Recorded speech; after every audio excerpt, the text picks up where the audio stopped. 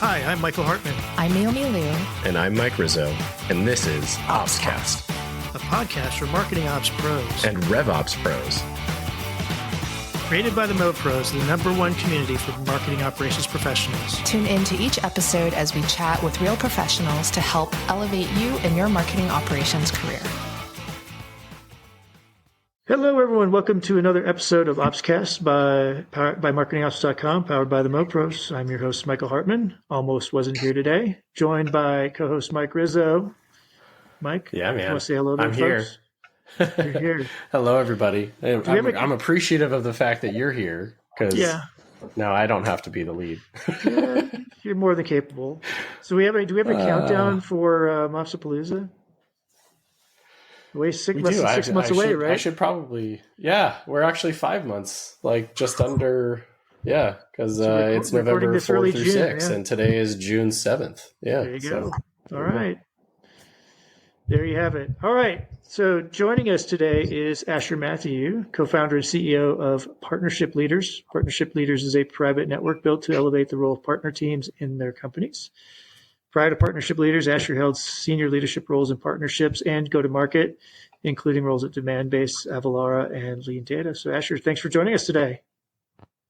Hey, guys. Thanks for having me.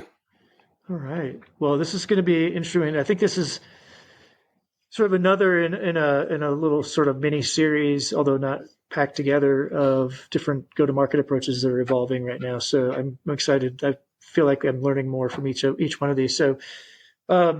So I think, is it safe to say that you're a supporter of community-led and partner-led go-to-market approaches? So maybe let's start, like, when you say that, because I feel like we've had some other guests on who've had things that sound similar. What do those mean to you in terms of community-led and partner-led? Yeah. Well, for once, thanks for having me. To make this a little fun, because we're doing this on a Friday afternoon. It took forever to get this thing scheduled. So, you guys must have a long waiting list for this stuff, which is fantastic. We do. Yeah, I probably have plenty of people who are mad at me for not replying to them. And Exactly. Well, this is like a twofold thing, right? Because I think Mike and I talked about doing this thing last year. And then after we got introduced, it took another 5 months, so which is great. But it's good. If you want to be on this podcast, it's a year and a half wait. So at least we're persistent. So much has happened. So much has happened, though, in your world that, like, it just left us with even more to talk about.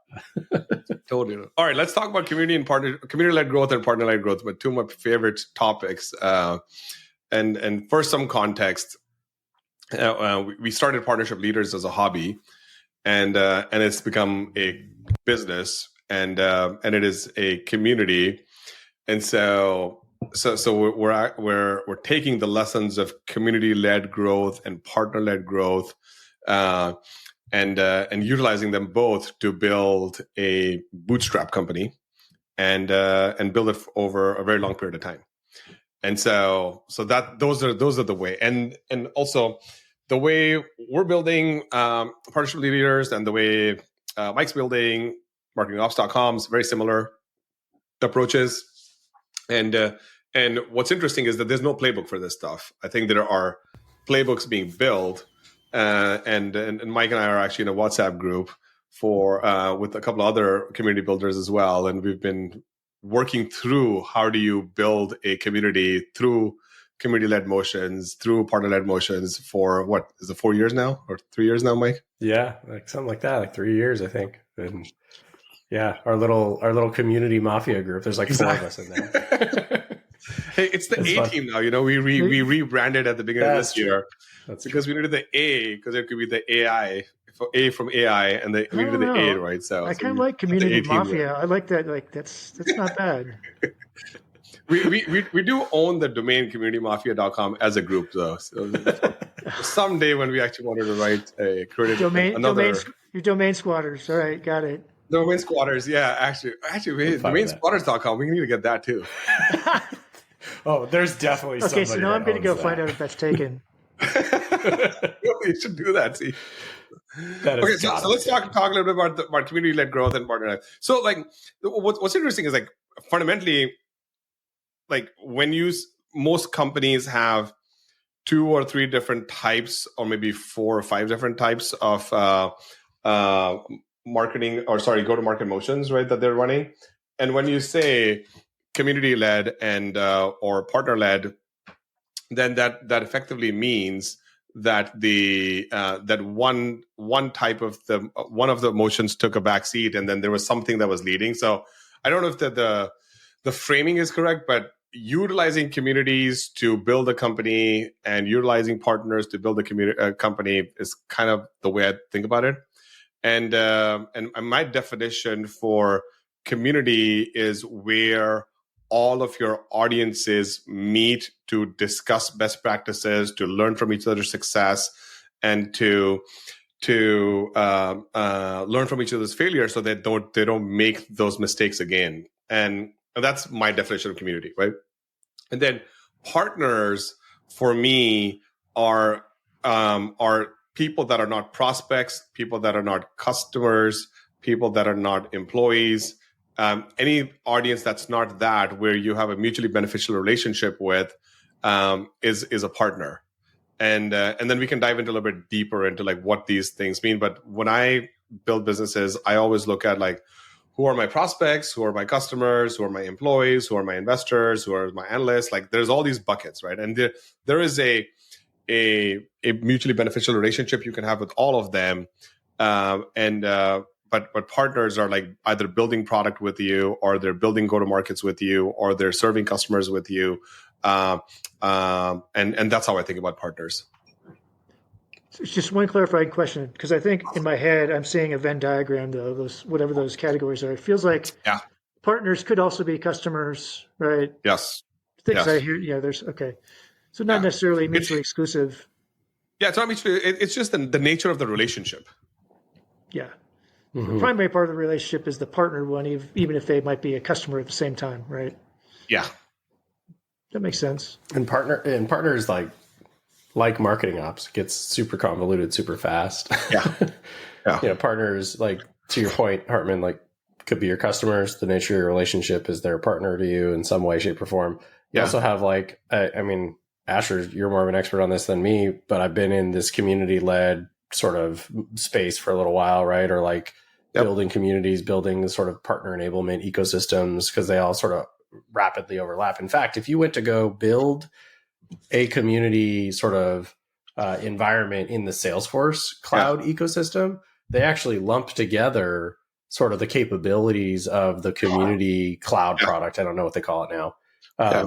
It has capabilities of allowing your customers or whomever is utilizing that technology to help you register deals and do deal tracking and all that other stuff. So it actually, in their world, it overlaps almost directly with this idea of like partners and go to market. You can also tie that cloud product back to the support side too, and try to help reduce your support cases and stuff like that. But interestingly, beyond that, it's also partners could be tech partners, which are like integration partners, totally different category. Like they're not even referral, right? They're just like straight up like, well, that's what I'm saying. Like partners. It's the nature of the relationship versus the naming of the audience, right? And so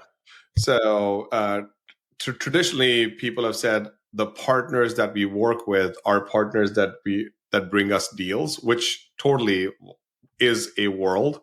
More and more and more, the world is, hey, we can have a customer relationship with someone and we can have a partner relationship with someone, and that both of those someones could be the same person or the same entity, right? It's just the nature of it. And with some people, we're going to be building product. With some people, we're going to be distributing product. And with some people, we're going to be serving or supporting that product.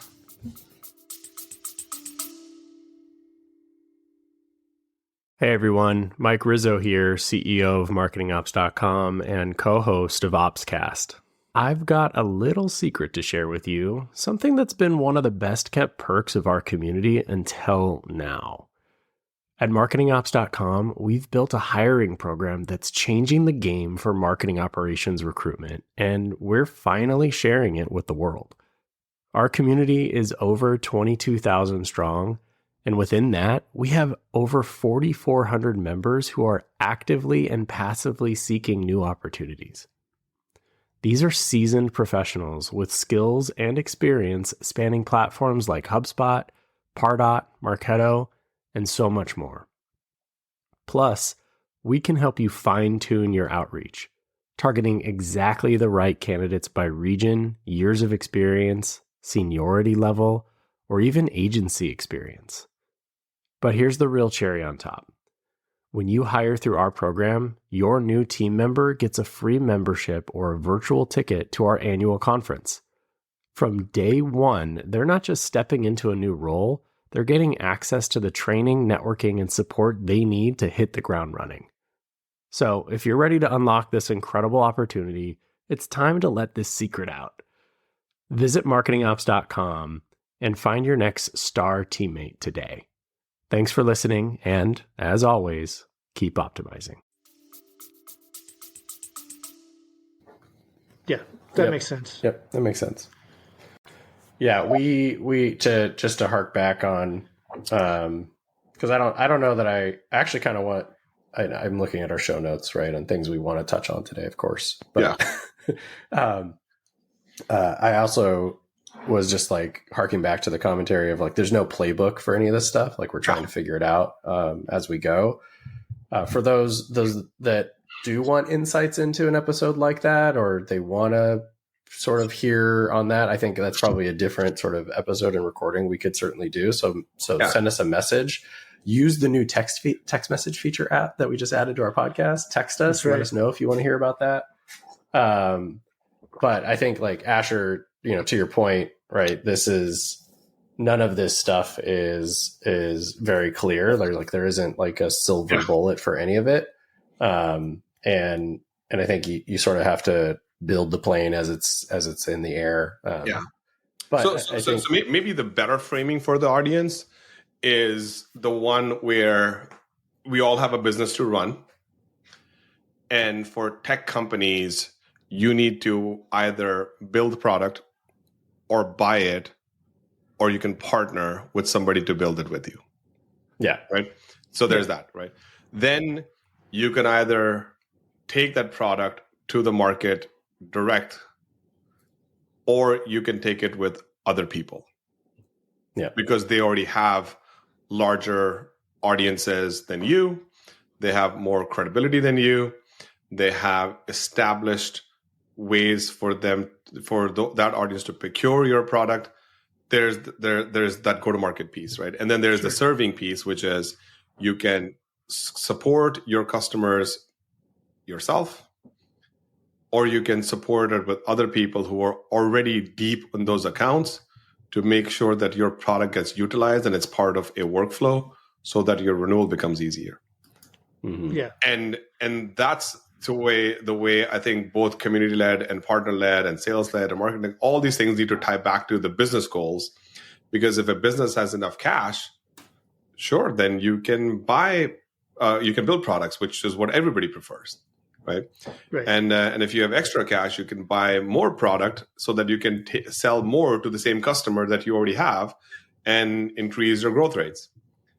Now, the world that we live in, nobody has extra resources, and they're being told by their investors not to spend more than they need to. And they're also being told by the investors to take care of their customers and save their customers with whatever way they need to get to do that.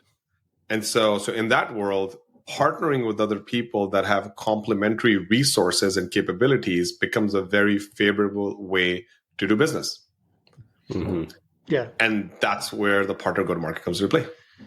So I want to, so I totally am on board. I understand the partner-led go-to-market. It's kind of a continuation of what would have been called like channel partners, right? Whether it's if you were selling widgets, right? You have distributors and maybe manufacturers reps, things like that. So in the tech world, I think where I'm still stuck is with community-led go-to-market. I think of communities as sort of after the sale kind of stuff for the most part, right? So especially if it's a company-built community, you really want to build stickiness. You want customers to be in there helping each other out. And how does that apply to more of a go-to-market with, I guess it certainly has a part, I think, in retention, but what about growth beyond that? Net new. With acquisition, yeah. Yeah. So it's a great call out. And so maybe another way to think about this is there are communities that companies can build, which are user communities. And then there are professional communities like the ones that Mike is building and I'm building, right? And both serve a purpose. The user communities, as we all know, are where customers get together and connect with each other on experiences. And the professional communities are where the industry gets together. So if you're building a professional community, that means the people that care about why you are building that community are there. Meaning people that are thinking about your mission, people that are building tools to accomplish that mission, people that are building frameworks so that the message of the mission can be shared, and things that like everybody can participate in, right? And the way to think about this is really in marketingops.com's our marketingops.com's way is professional communities have a component and they can follow this framework called people, process, technology, and data. And so as a professional community, you have to help people understand how to organize their function and how to organize their team.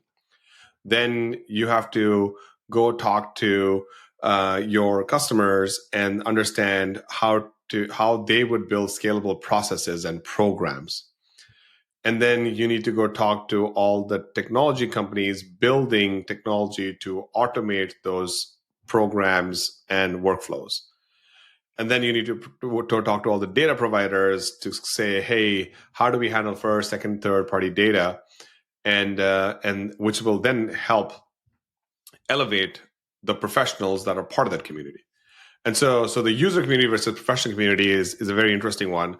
And so to go back to your point, Mike, like, well, actually, what's the end result and what are the outcomes? Well, if I'm a technology company trying to go appeal to a persona, then I should go to where they all hang out. And increasingly, they all hang out in communities because people trust word of mouth way more than anything else. Yeah, and that's been the reason why communities have boomed. And so your customers would ask to talk to other of your customers. So you need to create user communities. And then as a professional, you want to get to the highest ranks of your profession. So you need to join a professional community. And you can be part of both communities. You know, sure. I think that's there. So if you're a company that's looking to acquire customers, you should go hang out with the professional community and support the professional community's mission. And by virtue of that, you get to participate in this flywheel that I'm about to share. So professional communities have market insight. Now, whichever way they gather that through surveys, polls, webinar feedback, like whichever way they have that. They also have an idea of why customers are stuck with certain workflows and what are their bigger pain points that they're trying to solve. Technology companies that serve that same persona should be working with these professional communities and learning about these problems and then building technology that solves those problems. And then what they should be doing is they should be taking insights out of the product of how the best customers are solving that problem and sharing it back with the professional community. Now there's a flywheel. The people and process side folks, which is the professional community, starts to work with the technology and data side folks who are building technology and data. And so one way you go and get feedback to build better product. The other way, you share best practices with people that are utilizing your product to solve the similar problems. And right in the middle is acquisition. Because if you do that and you add value, you're going to have inbound. Otherwise, you're going to have to go outbound. And this approach has worked time and time again. We're doing this. Mike's for sure doing this. There's a number of other communities that are doing it really well. And so if all you care about is customer retention, yes, you should just start a user community and then manage them. This if you care about acquisition, you need to go work with professional communities. So that's a long-winded answer, but I kind of wanted to break it all down of how this flywheel is actually working. Yeah, I think it's really helpful for people to like think about the go-to-market motion of communities in general. Yeah. I think for all of our listeners that are part of that ecosystem, like we know that we exist to serve the like elevating the role and the location, right? And so there's many ways to do that. Some of it is the data insights that we collect and share back with them, that they take back to their boss and say, hey, look, I'm not getting paid enough, or hey, I have look at all these people that have these teams that are being built. I need the resources to go build out my team, whatever it is. And then on the other opposite side of that, it's like we're, to your point, right? Like we're identifying what are your pain points and then how can those get solved? And sometimes those are solved by service providers. Sometimes they're solved by product companies. And it's because of innovation and the feedback loop that's happening that's allowing for that to happen. And I think there's an allure to like, when you think about the sort of the split between a professional community of practice doing what we're doing, right? Partnership leaders, marketingops.com, no pros, versus your other types of communities, customer communities, et cetera. Yep. There's obviously, yes, you are like I happen to be more of a HubSpot professional, right? So yes, I'm in their community, right? There's Marketo community. Yes, you're going to be naturally in those spaces too. In our space, you're also going to be talking about those products here in our channel, but you're also going to talk about your career development. And there's something that's really attractive as sort of this end user, right? So if you're a MarTech company, even a service provider company, and you're thinking like, well, should I try to build a community of practice of some sort? Yeah. I'm not telling you not to. Like you certainly can give it a go. Yep. However, just the mere fact that it is owned by a single entity changes the draw. It changes the like psychological anchor that your end consumer has. And it's not better or worse. It's just different, right? Like they may still go into the community and be well aware of the fact that this is directly associated to one brand and they're okay with that. But they also are always sort of prepared for this notion that like, I'm a part of their ecosystem now, their world. And I, at any given point could potentially be engaged by that particular brand or what have you. I also know that by being in a community that is owned by a very particular brand, it's unlikely that there will be censored information, right? Like it's unlikely that a competing service provider will also be able to participate in this environment, which further anchors the allure of hanging out in a community of practice versus hanging out in a space that's sort of run by one entity. So let's talk about like why people like you and I start these communities. Can I answer? Because totally. We're crazy. One thing, and I will say, Asher, I know you felt like that was kind of a long answer to the question I asked, but actually, I think it was very helpful to kind of walk through that step by step. So thank you. All right, super. Now to the why. No, I mean, I think because we could go multiple different ways from this conversation. One thing for sure to understand is like people that are building professional communities are treating it like a business. Like we're not like there are people that are building charitable communities, which is also great. Yeah, but professional communities also have to be run professionally, and the way you run a professional community professionally is that you build a business out of it, which generates cash, which then allows the professional community to hire resources and create assets that then go back into serving the professionals who are members of that community and then elevates them. That there's this other flywheel that also gets created, and there's two models, right? Like you can either go raise sponsors dollars or you can go raise member dollars. Like it's somewhere in there, right? And not a lot of people spend a lot of time talking about this, but I think people that are very proud to be in a professional community should be funding it, whether they are funded through themselves or through their companies, whichever way they do it, because the more that community gets funded, they get resourced well, they can hire amazing talent, they can create very high quality research, they can actually then start to change the world for the people that are funding them, right? I mean, if you think about it, people buy Zoom Info. Why? Because they want amazing contact data. So they'll pay for it, and then they'll get contact data, and then that contact data allows them to make better phone calls, get a higher dial to connect ratio, which generates better opportunities, which helps people make their quota, right? Mm-hmm. So the same thing is what members of a professional community should think about, especially because most of these are bootstrap companies. They're doing it for a reason that the founders hold very personally. And in most cases, the founders have felt the same problems, and that's why they kind of went into this business. And what happens is over time, the founders find out that, well, I'm not the only one that's feeling this pain. There are other people feeling this pain, and so I'm actually going to go do something about it versus think about doing something about it. The number of people that have told me that, man, we had this idea of creating something like partnership leaders. We just never did it. Yep. It's a lot. Yeah. Yeah. Right. I've heard that time and time again. Happen to go do this. So, and I don't know if you guys have have covered like the business of running a community on the podcast, but I think it's important for people to understand and appreciate like all the things that go in. And I mean, to give you guys an idea, like Partnership Leaders has 2,000 paid members in 60 countries, and we serve about 1,400 companies, all from startups all the way to AWS. Right. Yeah. Like, in a way, if we were building a tech product, we would be fundraising. Right. Yeah. Totally. And the reason why we don't fundraise is because if we were to fundraise, we would be building the company that investors want.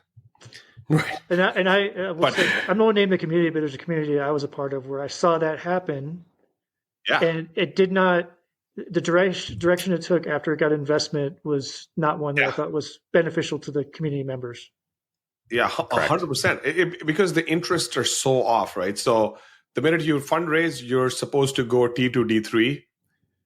And this may be, I mean, you guys can cut this out if you want to, but like, when you T2, D3 life, you start doing cocaine and then you die. Yeah. Like you're just like on this mission. Exactly. You know, T2, D3 life. Like everybody that started T2, D3 life, like doesn't work. Like the people compound life. Yes, absolutely. Like Elon compounded life, Chamath compounded life, you and I compounding life, right? Like, sure. I think compounding is fantastic. and what a community does, it gives you much better at-bats at compounding that life because similar interest individuals or professionals come together and they share their experiences in the forms of best practices and lessons learned. Yeah. Right? Yeah. The shortened learning curve aspect of being a part of a professional community like this, I think is a hands down the most valuable aspect of it. And I appreciate that we're talking about the business of community. Like, transparently for all the listeners on this, like it took a while for me to even think of like get comfortable with the idea of what does it mean to be a community and how do we keep supporting this thing and turning on a membership model and all this other stuff. Like we're not as vocal. I'm certainly not as vocal about it as you are, Asher, but like the articulation, like articulating it the way that you did, I think is a talk track I should try to pick up. But it's absolutely right. There's reasons why we haven't raised money. Like we definitely have been offered, right? Sure. And I raised like a tiny little bit of money from friends and family to like keep the lights on and get this thing going. Well that is called working capital for people that understand business, right? Like you need working capital to just buy things and pay bills while more cash is coming in. So that's not really fundraising. Fundraising would be like, hey, we've figured out our cost of acquisition. We know how renewals work. And now I'm going to raise $1 million and we're going to generate 7 million on top of that. Like people are going to feel it. It's not a good feeling. Like I'll tell you this. No, it's not. Yeah. Well, and it's not a hamster wheel I wanted to be in. Well, Mike, also, by the way, sorry, Mike. Well, it's kind of hard when both of you guys' name is Mike on a podcast, but so you can call us by our last names. You could call her, all right, Mike 1, Mike 2, whatever. Yeah, no. The thing that I want to just say is Mike Rizzo and I have actually lived this journey, and we catch up with each other like every 6 weeks or so. We just call each other up, including our other friends, right? And he always says like, hey, you're much better at like fundraising or selling, and I sort of have that reputation in the market too, which is well grounded, I would say. But I also want to say that we actually care a lot. And I didn't go start Partnership Leaders to do a mediocre job and run out of money and then be like, oh, you know what? I tried. Right. That's not an option, right? Like your family depends on you on this thing being successful. My family depends on it. But also like Krista and I, who are co-founders, like we are executives. Like we could basically get paid like 3 times what we're getting paid at other places, right? But we did it because we said we want to do amazing high quality work that actually elevates the profession. Yep. Right. 100%. And I'll tell you the core problem in the marketplace, and this is going to be very interesting for your audience to think about it, because the strategy of what you are building actually matters more than what you build, which is a common thing in business anyways, right? So there's 2 ways to slice and dissect the partner problem. And this kind of comes back to the go-to-market problem. That's why I'm kind of going down in this direction, right? Is a number of people in your audience have worked with partners. They have partnership teams, and most of them will say, we don't know what they do, right? We don't know why they exist. And they always come to us with silly requests, and we would rather do the 50 things that are on our list and then do their list, right? Like that's the problem. So now there's 2 approaches. You either go and educate and elevate the partner teams and help them become experts in speaking about their profession in an eloquent manner with data, or you go to the other professions that surround the partnerships profession and educate them. The answer is probably both. But a professional community cannot do both. Then you become LinkedIn. Then you have I don't know who's here, why they're here. Most people are here for entertainment. And whenever I don't like something on X, I'll just go on LinkedIn, see somebody's pictures, and then I'll go back on X. And the Partnership Leaders decided very early on, because it's a problem that we faced ourselves, which is similar to probably what Rizzo's story, is that we said technology partnership professionals who arguably have a very important role, because without the creation of technologies, there's no selling and there's no consuming. Those people don't have a voice, and those people are business-focused individuals entering the partnerships world versus previously you just had sales folks and marketing folks. Mm-hmm. So how do those people get elevated, right? So we said, let's elevate it. Now, every startup has a magical moment, or as I like to call it, gets a gift from the startup gods. And ours happened 2 years ago, and we got the SAP and Microsoft introduced this role called the Chief Partner Officer. Before that, you had a channel chief. Mm-hmm. And you're like, well, what is a channel chief? You go talk to marketing and you say, what's a channel chief? And the digital marketing leader would say, I am the channel chief for digital marketing. And the field marketing leader would say, I am the field channel chief for marketing, field marketing, right? Like there's this celebratory role called the channel chief. It's a completely built for recognition. But the market created a role called the Chief Partner Officer. Also, communities don't create movements. We only amplify it. We don't also create categories. but they can amplify it. Like communities can surface the truth about whether things are working or not working, and they can serve as a source of truth. So the market basically gave us this like role called Chief Partner Officer, and we said, whoa, this has legs. Why this has legs? Because about a few years ago, the Chief Revenue Officer role was created. And the Chief Revenue Officer role was created to unite go-to-market functions, sales, marketing, customer success. The number one reason why CROs get fired is because they mess up customer success.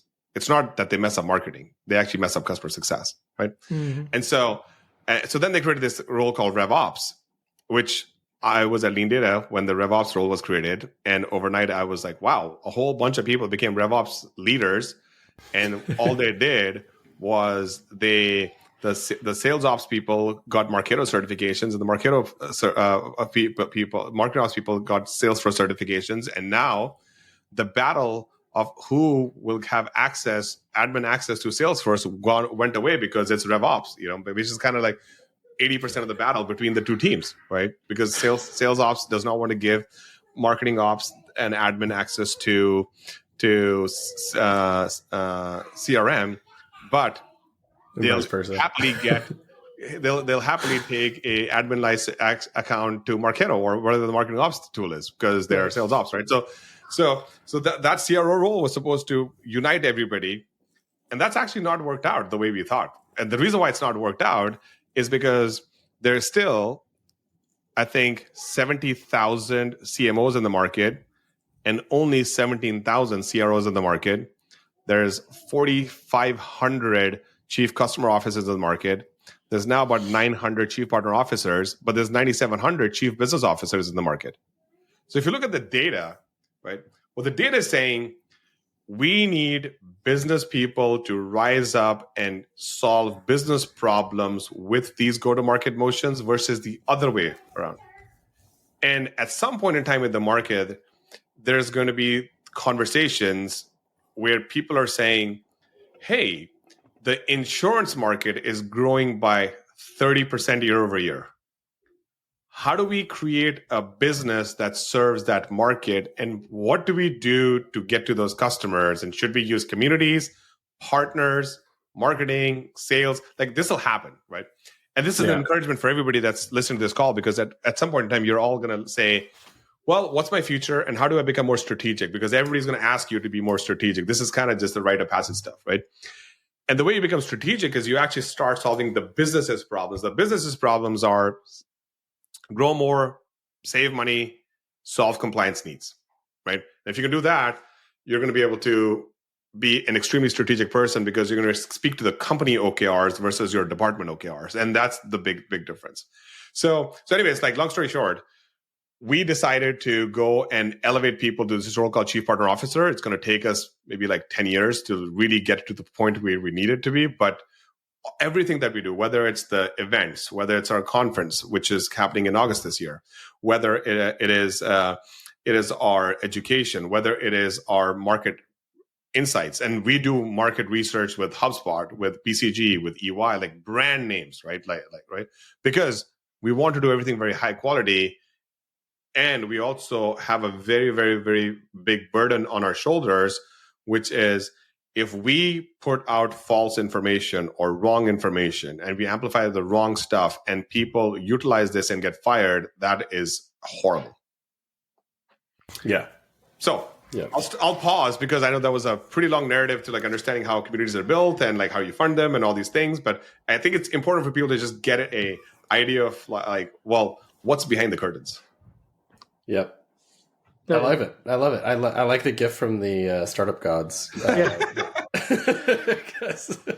that's the thing that happens. That is the thing that happens. You know, like I'll tell you, make companies. You know, I'll tell you. Like, one of the gifts from the startup gods that we got at MavenLink was the Google App Marketplace. Yeah. When the Google App Marketplace got started, just like anything else that's like brand new, it got all of the amplification, and we had an app listing in there, and we had a just boatload of growth that happened, which meant better ability to go raise money, because all of a sudden your funnel was way bigger, right? Your top funnel entrants were great.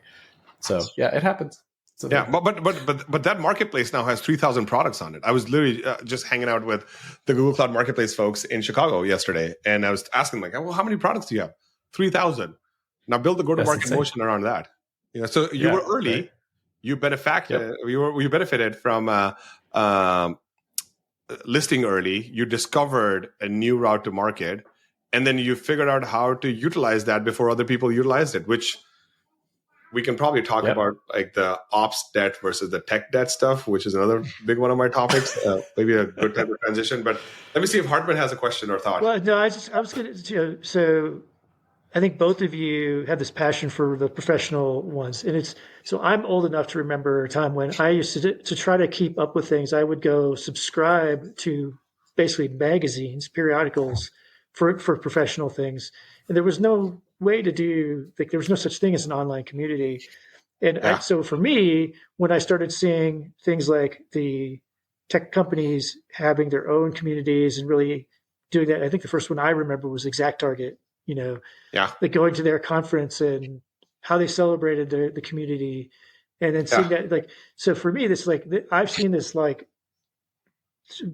huge shift, right? And I think Mike, you said, like, it's a real valuable piece for people to learn and grow. And I don't know that I could really, without going down another rabbit hole about what it was like in the days when I didn't have as much gray hair to now, right?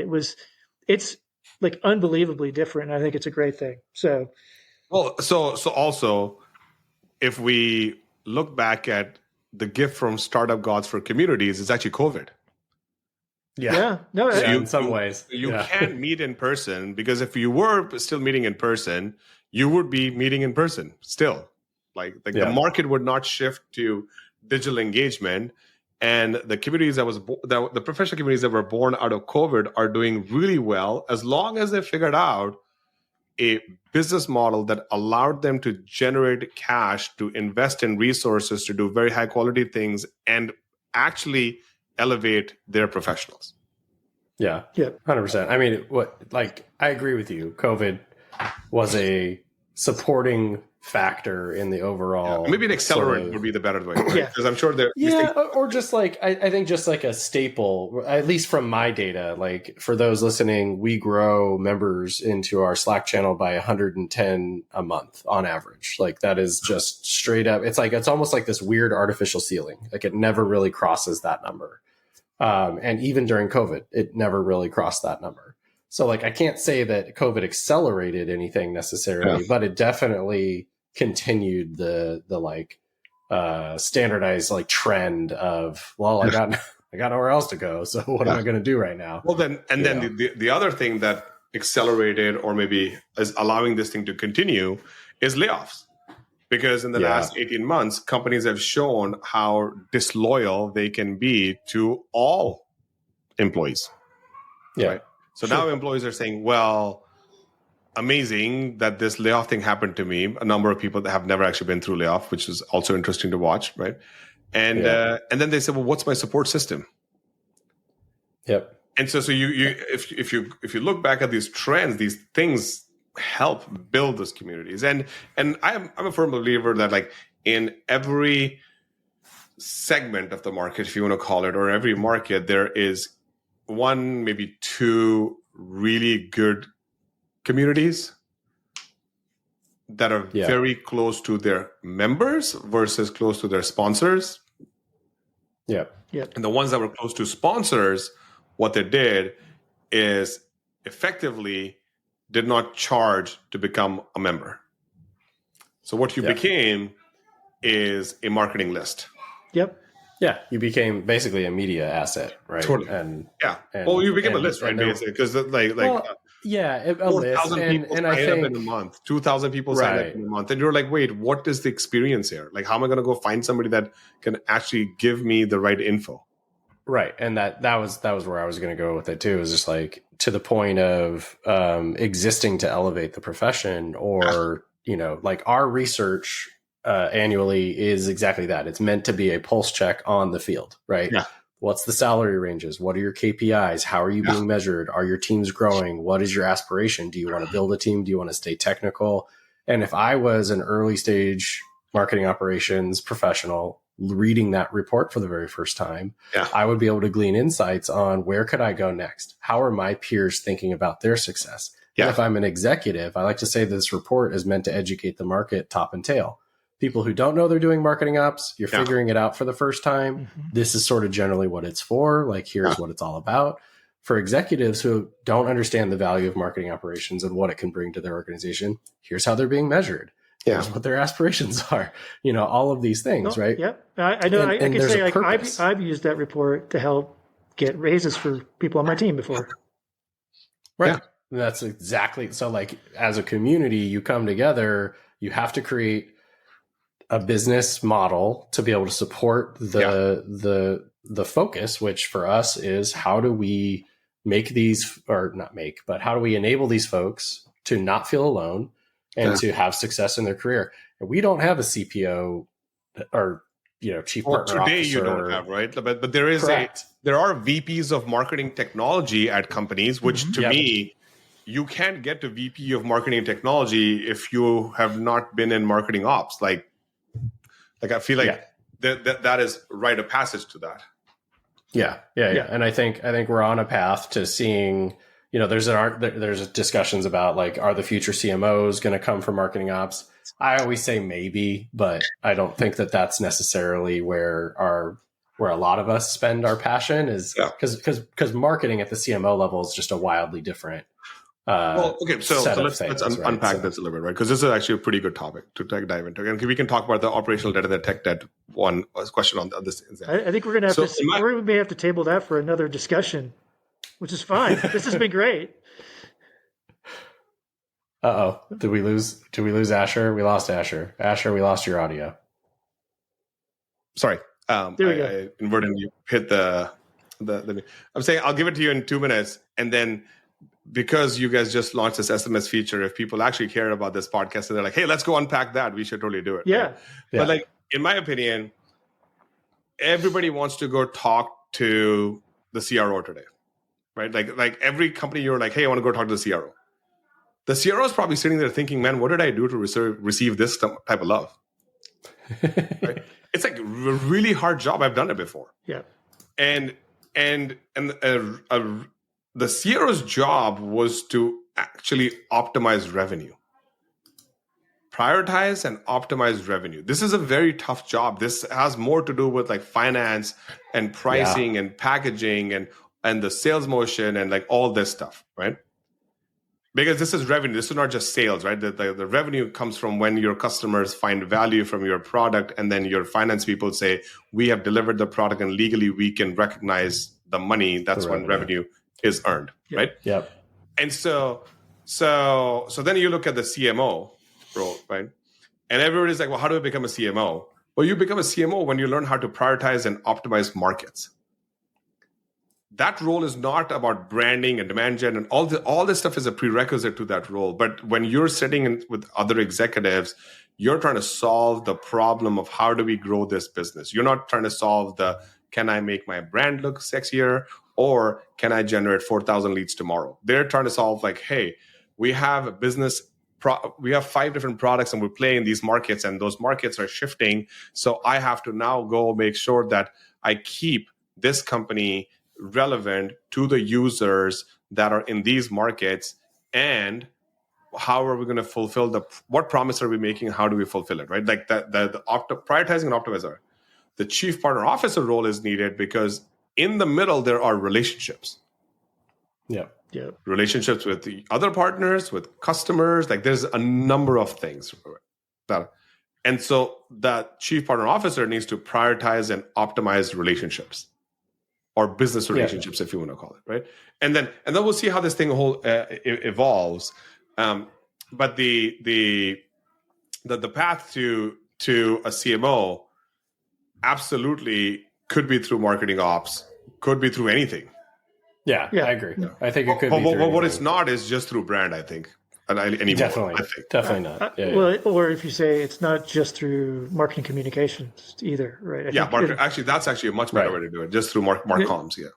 Yeah, but it's interesting to me is a lot of what you've talked about reinforces my belief that marketing ops folks and marketers in general need to have a better understanding about how businesses make money and how to speak the 1000%. language of finance. And I just think 1000%. there is a huge gap in that from most marketing teams that I've seen or been around in terms of that knowledge. Yeah. And it's one of the, like I tell everybody who's worked for me the last 10, 15 years that go learn the basics of finance, right? That by itself will be a huge difference for you. Then you can have conversations about how does our company make money, right? If we're like, how do we set our pricing? How do we know when we are spending too much on X, Y, or Z? And if you don't know how to have that conversation, how about just plainly, how do we recognize revenue? Like the first time that comes, that terminology doesn't mean anything to anybody that's never spent a second in finance. 100%. Revenue recognition, like if you've never spent a second in finance, you don't really understand. To encourage your cash or accrual, right? Well, I have a real example of this where a company I worked for, I won't say, they had a way that they closed opportunities when they won a deal, and it might be a multi-year deal. They would essentially have 3 opportunities, and they would close 1 year, 2 years. Like they would not close all at one time. So revenue recognition was not really in Salesforce because of that. Because it was also used as a little like for other purposes beyond that. So I can see why. It was like, and I had seen other sort of outgrowths of sort of weird stuff that came from that as a marketing ops person when I started noticing we had just launched, demand gen stuff with Marketo under there and started seeing impacts on deals that had opened up 2 years ago. Right, which didn't make any sense to me because it's so.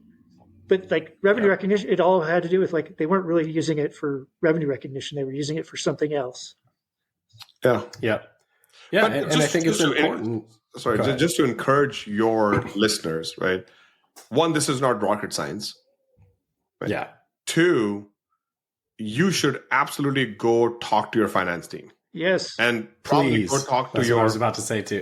Go talk to your FP&A team members, right? Yes, and nobody goes talks to them. They're just sitting there running models. And if you just go say, "Hey, can you just help me understand how this business is run?" They'll be more than happy to spend all the time in the world with you, because that's what their job is, to help the business understand how the business makes money. And plan for how they will make more money in the future. So if you can go sit with them and learn this stuff, you probably don't even need to take a financial course because they'll literally just give it to you. Like that's kind of how I learned it. I would just sit with Ethan Bell at Avalara and just learn this stuff. And then I did go take some like finance and economics courses after that. But my initial learning came through experience, which is always great because you make bad decisions, then you feel really bad about it. Then you go cry and talk to your friends, and then they'll say, "Oh, hey, let's help you out." But it is not rocket science, and I would absolutely encourage people to go take this step. And that's another way to answer the question of how can you be more strategic, which is where do I spend my money as a business to make more money by serving a higher quality customer who can afford more. Yep. I we will likely have Nick Aracco on the show. He's the founder of the CFO Alliance. I sat at a breakfast with them just a handful of weeks ago. I was like this total stranger in the room full of CFOs. But I will tell you, the conversations that they're having in that room, the problems that they're faced with, they're all identical to what we face with in MarTech and marketing ops all day long. Yep. We're saying the same things. They have a deep desire to want to talk to the sort of go-to-market, marketing technology, and marketing ops teams. There is some sort of shared nomenclature. It just needs to be unpacked and discovered. So to your point, Asher, sitting with your FP&A team, your CFOs, people in finance in general, as a marketing ops person, they want to be enabled by the tools and technologies and understand the art of the possible all the way through the business, not just for how to enable them and how to be better at what they're doing and go faster, be more efficient, and understand APIs and integrations and stuff, but they also want to know, what are we doing internally to be able to do that stuff, right? And how does the business work? You want to know how the business makes money. They want to know how the business works on the inside. Yeah. Right? Like, why do we need these tools and what are they for? Well, because they're just looking at spreadsheets all day long, and they're like, to them, everything is a number. Yeah. Yeah. Yeah. Right. And anyway. I've had the luxury of working with several good FP&A finance people, and I'm pretty sure that everybody listening to this is going to, if I asked, have you ever pitched an idea and it was turned down and you thought it was a no-brainer, and it was turned down because you didn't have the right financial model or case for it? If you understand, that's the side benefit of understanding this, not only that you can understand how the company makes business, but also you're in a better position to pitch ideas that will get approved. Yeah. Totally agree. I'll close with this. In marketing ways or speak, you want to create career inbound. Go learn the language of business. 100%. That is I could not have said it better. I think that's a good way to stop. So it's a good place to stop. We didn't get anywhere near Asher. We're going to have to do it another one. It's not going to be a year and a half. We'll do it again. I really want to unpack what marketing ops people need to be doing to enable partners. Yep. What partners need to be doing to talk to marketing We ops. can go a little more tactical on that. Yeah. Totally. We got to go a different direction next time. But this has been super fun. I appreciate it. Yeah, absolutely. I think this has been a great, just doing this deep dive. I think, Mike, it was probably something you probably never would have done, knowing you. So I'm glad we did it. I would not have done that. Yeah. No. I know that from the conversations we've had. So anyway, Asher, thank you. This has been fantastic. If folks do want to kind of learn more about partner leaders and what you're doing or keeping up with you, what's the best way for them to do that? You can add me on LinkedIn or just sign up at www.partnershipleaders.com. Oh, sorry, Partnership Leaders. My bad. All right. Okay, you got it. All right. Thanks, Mike. Thanks to our audience. Another Thanks, great guys. episode. And we will get my calendar for 2026. All right. We will talk to you again another time. Thanks for your support, everyone. Bye now.